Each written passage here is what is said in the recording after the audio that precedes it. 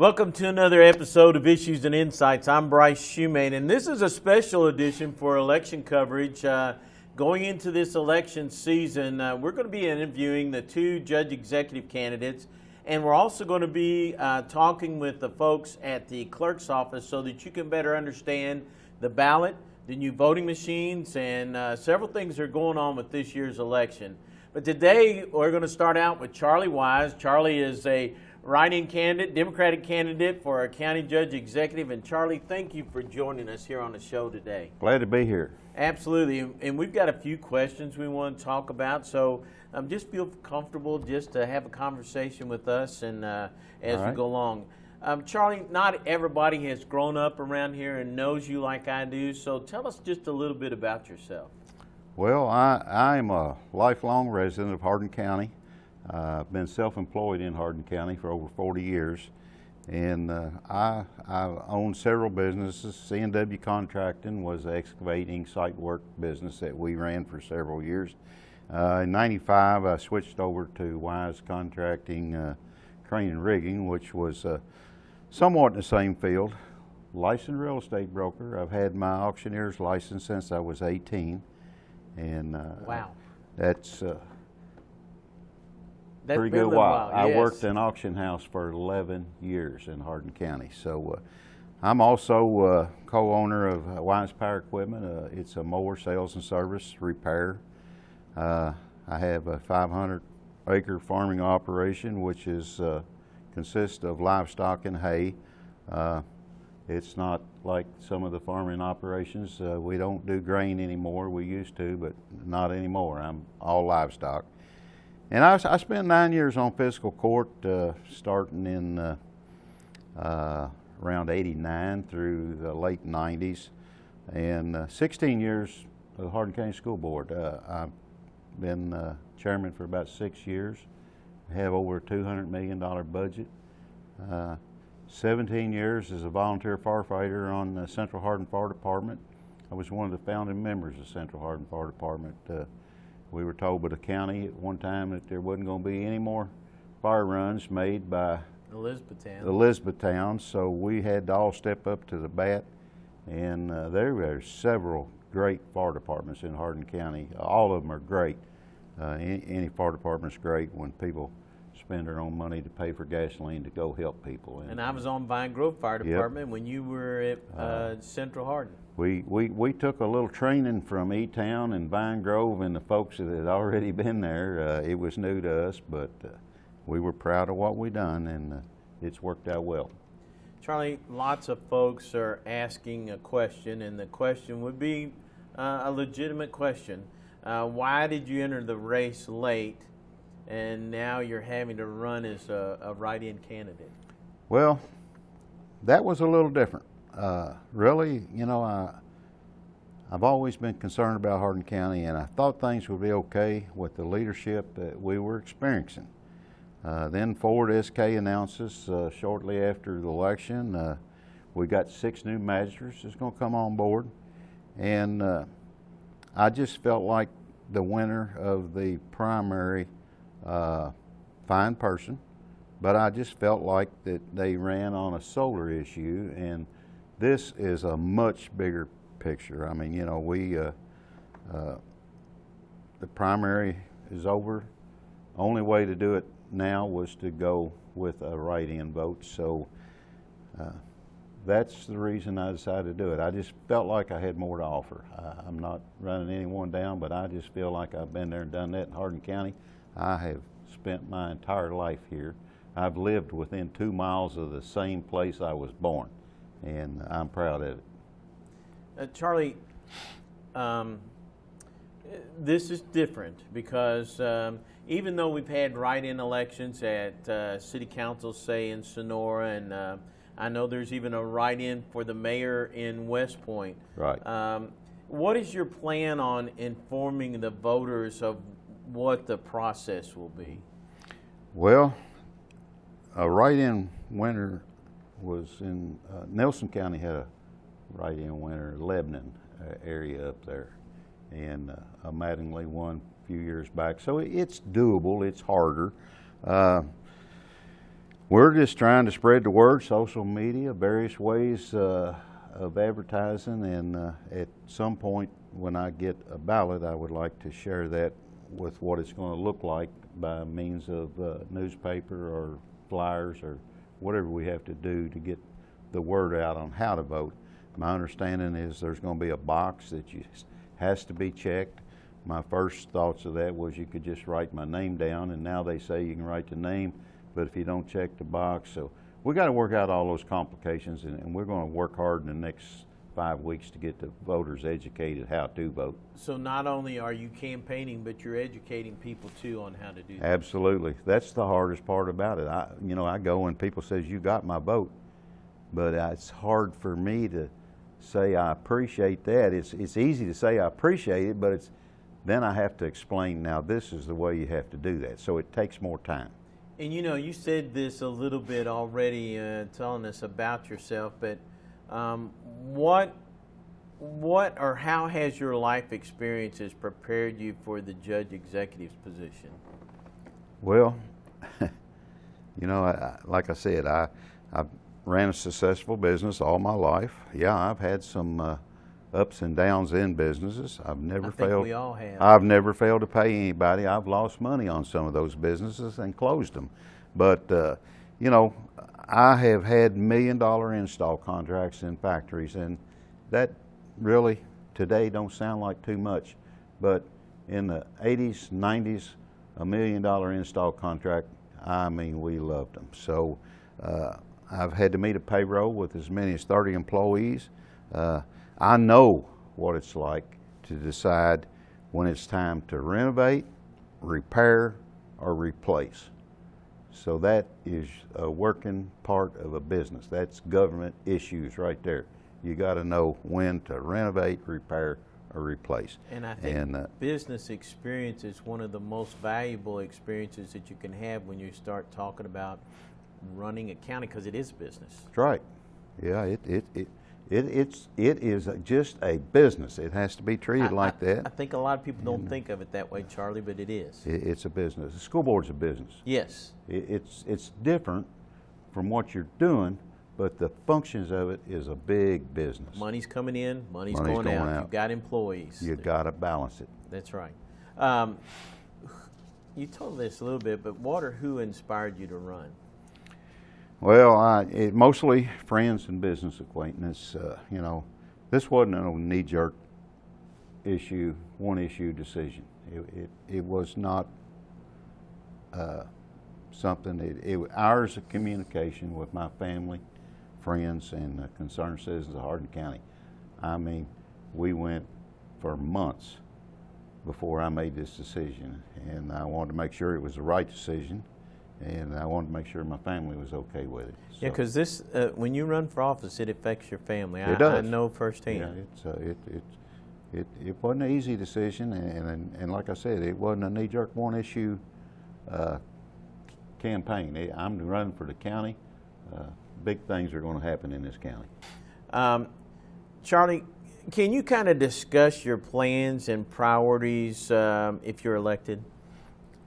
First of all, we need a smooth transition with all employees that we have in Hardin County. They've dedicated many years of service to our county, working there, and I have talked with departments.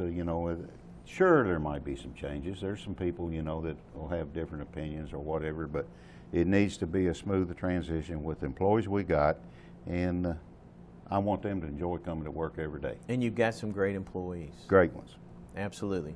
Can you tell us kind of what issues are facing the county that you're most concerned with? And then I kind of want to ask why you're most concerned with that.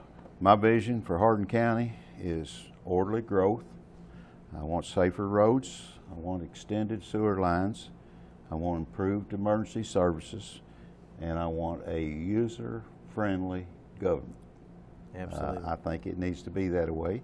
I'm not saying it's not, but I'm saying it's going to stay that way if I have my way of doing things. So those things are things that we've got to keep the vision out. We got to keep looking. As on the school board, Nanette asked me what my vision for Hardin County was when I went on 16 years ago and I said I want a vocational school. She said, maybe we'll call that a early college and career center.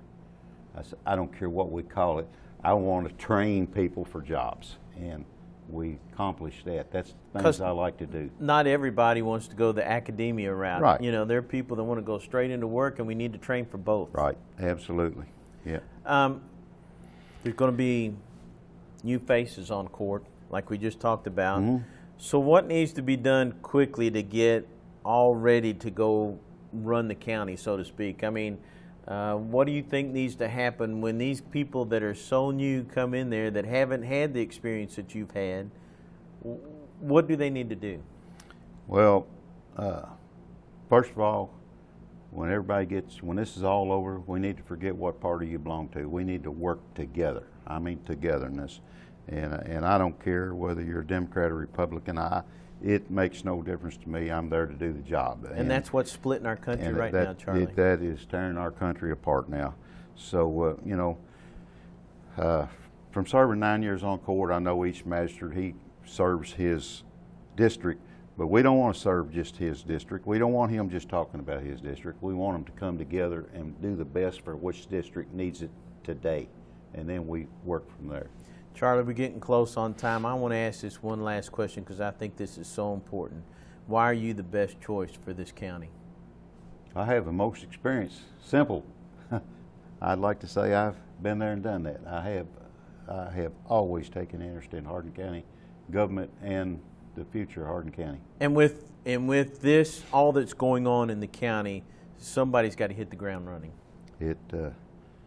The rubber's got to meet the road quick because we're going to see some changes. It's happening daily.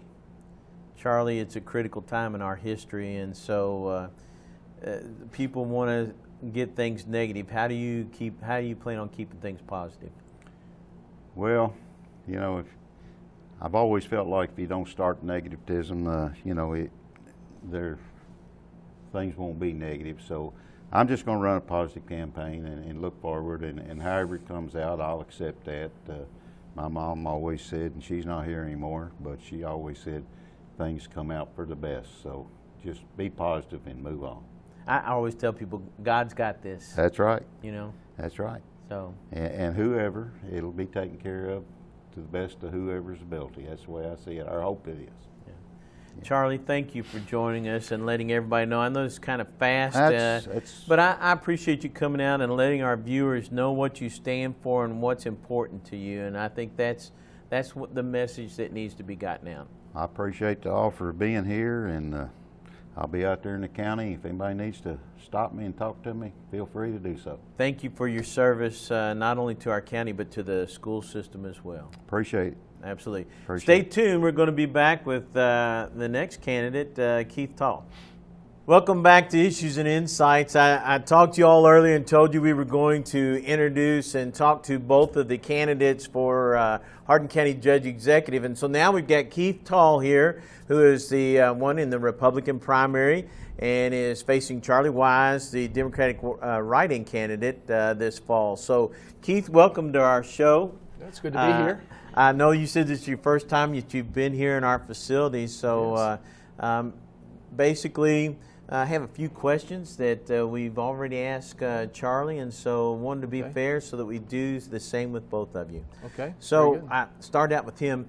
Tell us just a little bit about yourself.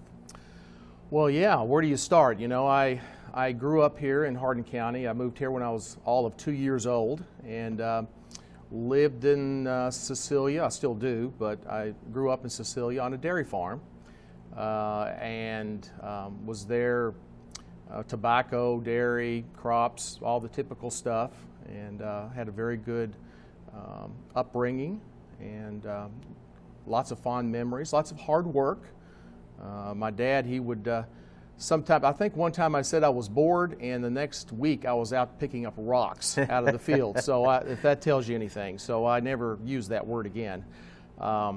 But I grew up that way. My dad started a small business, agribusiness, still in existence today, Taul Equipment, and worked there for a lot of years up until I went to college.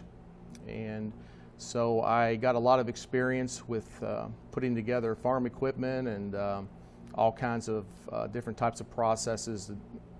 Traveled the county, traveled the region really, and then I decided that farming probably wasn't going to be, at least dairy farming wasn't going to work out. I went to ECC as it was at the time. Yeah, there's no vacations when you have a dairy farm, is there? No vacations. I didn't know what that meant. Dad, I didn't even know what a break was. You know, lunch break, yeah, sometimes. But we worked hard, and I just couldn't do the two milkings a day every single day. I just didn't want to do that, and so Dad understood that, and I changed my major to engineering, agricultural engineering, at ECC, and went there another year, and then on to University of Kentucky and got my bachelor's degree, and then went ahead and got a master's degree while I was there. And from there, my first job was up in Chicago for a couple of years. Worked for International Harvester and J.I. Case at their engineering center, and learned a lot. Learned that it was cold in Chicago, and we decided to head back south. And came back to Kentucky, got a job with GE, worked there several years. That was kind of a switch from agriculture over to manufacturing. And so that was a big learning experience for me, and enjoyed it. Did a lot of quality engineering, process engineering, those types of things. And then finally, because of the Toyota plant that came into the state, AP Technoglass as it was, and then AGC as it is now, started the plant, and I was able to come in at the very start of that. I think the 23rd person hired, and started to do work here in Hardin. Moved back to Hardin County, and raised my family here. I stayed at AGC for about 27 plus years, and worked in several different capacities over those years. One of the biggest things that I could say happened is some really good training and problem solving. It's called Six Sigma, but it's just a methodology to work through a plan, do, check, act type of method of solving problems, and using data to figure things out and coming up with good solutions at work, that type of thing. Lean manufacturing, those types of things. So I became certified in that and was able to start to train people on those types of things, and so that was something I did for the last 15 or 20 years. And from there, currently I am semi-retired. I'm doing some farming, some organic hay farming of all things. As a matter of fact, we are raking up some hay this afternoon and baling it today before it rains tonight. Yes. So we're doing that, and then I still do consulting, some of which is through ECTC. I get contracted out and go to plants around the county or the region and help them with their continuous improvement culture and training them in those types of things. Get them to be more efficient, so to speak. Yeah, efficiency is a big thing, and just improvement of quality, less defects, the customer first, those types of ideas. Now, as far as my family, I met my wife while I was in Lexington, and she was from Ohio, and we met on a double date, and she was not my date. So long story around that. Yeah. So okay. I liked her better. So so did you switch dates that night then? No, it didn't go that far. I don't think it was my roommate guy that took her out. So he was. Does he still talk to you today then? We buried the hatchet, so we're good. But yeah, he probably still doesn't appreciate that. But it worked out good for me. My wife Megan, and married for 39 years now, and we have 4 children. We have 8 grandchildren and 1 on the way next month. Congratulations. And so thank you, and we enjoy our grandchildren greatly, as most people that have grandchildren Yeah, will. we were talking about that before we started. Yeah, absolutely. So so that's kind of my family. Just one note that I want to make sure I squeeze in here before you go to the next question is that I'm a follower of Christ. I serve as an elder at our church and have at a couple of other churches prior to this, but at Crossroads Baptist Church, and thoroughly enjoy serving the people in the church and those in the community. So I'm a follower of Christ, and I just want to give him credit for anything that is good that's come from my life has been through him. I will say that. So I just wanted to make sure that was clear. Okay. This last Republican primary for Judge Executive was unusually contentious at times this year. And, now I want to say that I didn't write these questions, okay? So why do you think that was so much so this time? Contentious, huh? I guess it could have been, yeah. I mean, I saw the questions beforehand, so I knew this was coming up, but I'm still thinking about that.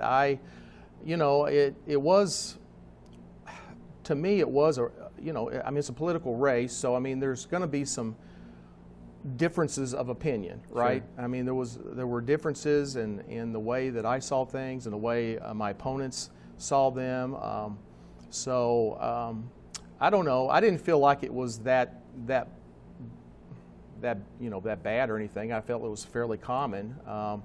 Anytime you just compare people, then you're going to have some disagreements and people. And this is a recorded show, so we'll make sure we don't answer that.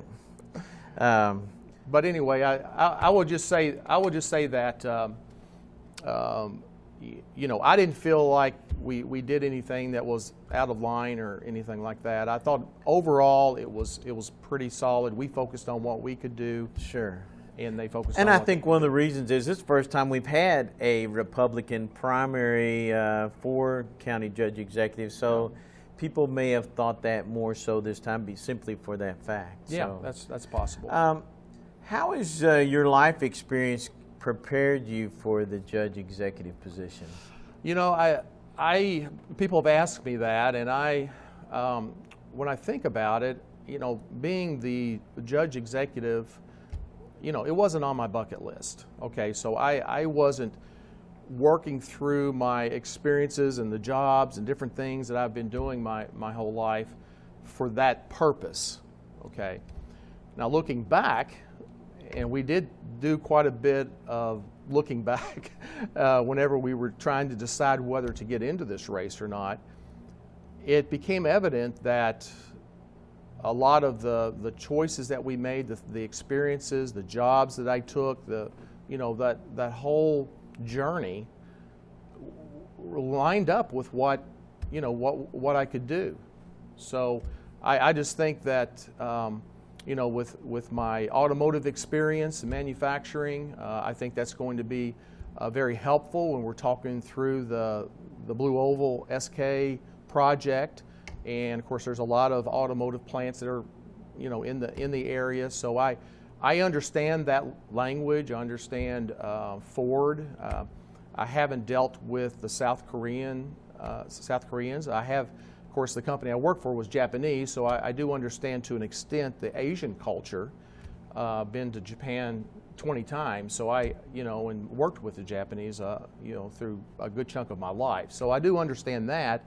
I know that South Korea is different than Japan, so there's differences. But I think that prepares me for that. And then also just, working in a small business. We have a farming small business now, and then also just the farming background that I have helps with the rural areas of the county. So I think it's a good blend, and Sure. That's what I've been told by others, and they think it is too. So and I think any business experience that you have helps you with. People don't a lot of times think of government as being a business, but it is. Yeah, it really is. So I think we can apply a lot of the principles that, especially the efficiency principles, I really want to bring those into our local government. Try to squeeze out as much of the tax dollar as we possibly can and get those services at the level that we really want them to be. Sure. So they're telling us we're starting to get kind of short on time. Oh, So okay. it goes by fast. All That's right. why we talked about this when we started. What or who inspired you to run? Really, to try to be short and summarize, it really got our attention whenever, as some may know, there's a kind of an influx of the industrial solar companies trying to come into the area and trying to place solar panels on about, as it is right now, 7,000 acres in Hardin County.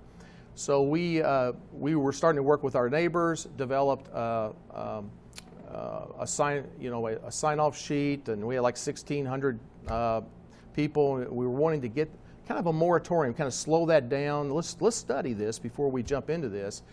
And it just didn't feel like we were being listened to very much. And the more we got into it, it said, we can complain about this. Several people came up and said, why don't you run for judge executive? And be more, I guess, responsive, be more transparent. Some of the things that we started out thinking about. And so through all that, we decided to jump into the race. So since we're short on time, let's talk about this, because I think this is probably one of those things you'd want to get out there is kind of discuss your plans and priorities if elected. Yeah. Well, I think since we've jumped into the race and we have talked to literally thousands of people in the county, some things that have come up that we weren't aware of. One, I'll mention transparency is one that I really want to focus on.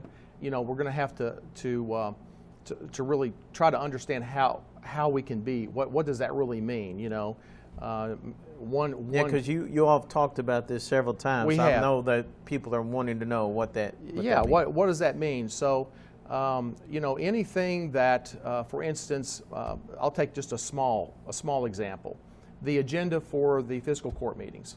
It's a nicely thought out, a very structured agenda, but it's sometimes hard to look at it and understand exactly what's going to be voted on, what's going to be talked about. Right, unless you've been to the committee meetings, it may be, and we're at the 1 minute mark, so I Really? Yes. So. Oh my. Okay, so anyway, that's just an example. We might be able to flesh that out, make that a little easier to see. Just don't have time to talk a lot about it, but that's, and be able to explain, since it's televised, to the people that are at home watching as well. Right.